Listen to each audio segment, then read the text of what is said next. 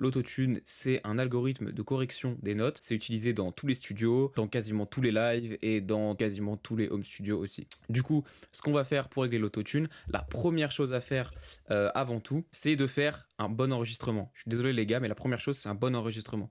Donc très simplement, quand vous allez enregistrer, c'est important, si vous voulez avoir de l'autotune dans votre morceau, d'enregistrer le morceau en ayant le retour de l'autotune pour voir comment il va rendre. Il y a un énorme nombre de fois où ça m'arrive d'avoir des gens en studio ou alors encore pire, des gens qui ont enregistré le morceau en studio sans avoir le retour de l'autotune qui me demandent de mettre de l'autotune. Le problème, c'est qu'à ce moment-là, vous pouvez plus savoir comment l'algorithme va réagir et surtout, tous les algos sont différents. C'est-à-dire que quand je vais utiliser l'autotune de Waves, l'autotune d'Antares ou une autre autotune, ça va réagir différemment et ça va s'adapter mieux à certaines voix selon déjà les réglages de l'autotune que vous utilisez, mais selon son grain en fait et ce qu'elle va apporter. Donc première règle, quand vous enregistrez, vous mettez l'autotune pour entendre le rendu et savoir à quoi vous attendre. Il faut voir l'autotune comme un instrument. Quand Jul utilise l'autotune à fond, ça rend bien, c'est parce qu'il sait l'utiliser à merveille. Pareil pour PNL, pareil pour Hamza, pareil pour tous les rappeurs qui ont de l'autotune en balle. Donc la première chose, c'est qu'il faut que vous ayez l'autotune dans le casque. Vous pouvez le mettre en mode faible latence, je vais vous montrer pour avoir un rendu nickel.